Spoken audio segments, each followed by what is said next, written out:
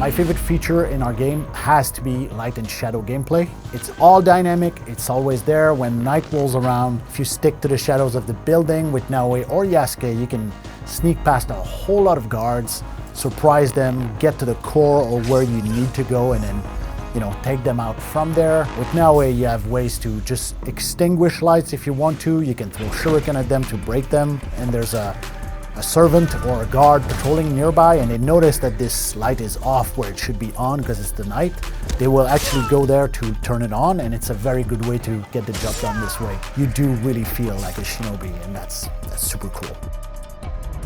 Something I really like in Assassin's Creed Shadows, it's our dual protagonists. Each time I switch, I really feel they are different, both in terms of gameplay, but also how they look, how they feel when you play with them. Even if I really like stealth and I play with Naoe, sometimes I just want pure action, so I switch back to Yasuke and it feels like a different game in a way.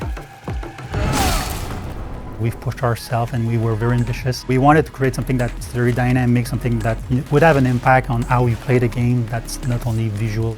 And I'm very proud that we've managed to achieve our vision. This time around, the world will evolve through season, which had us rethink the way we were making assets, such as, let's say, a tree.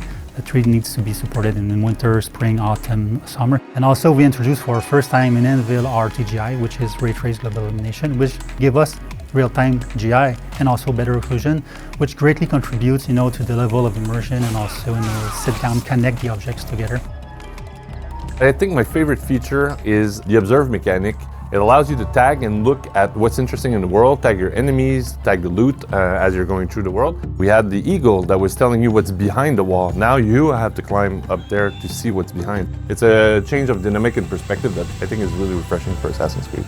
You meet people in the game and they become your ears and eyes into the world. So they give you opportunities, they allow you to find things that you couldn't find on yourself. So we don't tell you with markers where to go. So it's a system that's integrated into the hideout, keeps the surprises, keep you a little bit scared at times, it keeps you honest.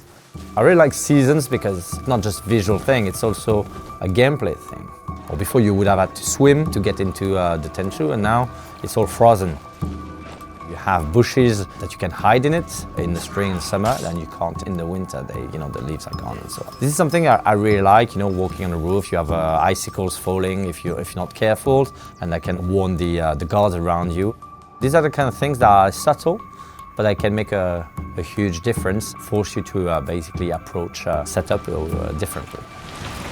Okay, I'm a fiend for animations. I love animation details. And I think my personal favorite is there's like a long chest. And first of all, even when Naoe gets into the chest, she does like 5 flips.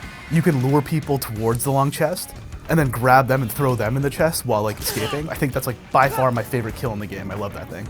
And on cold, crisp winter night, I like to find like the tallest rooftop I can on a Tenchu or something and just perch, just contemplating, meditative. Who knows what's gonna happen next?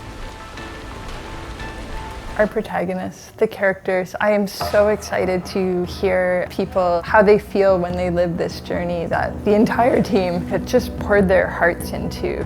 I think there's so many great emotional moments to connect with, and I really hope that it leaves players as excited about the era and the story as we feel, because there's a lot of heart in what we've done.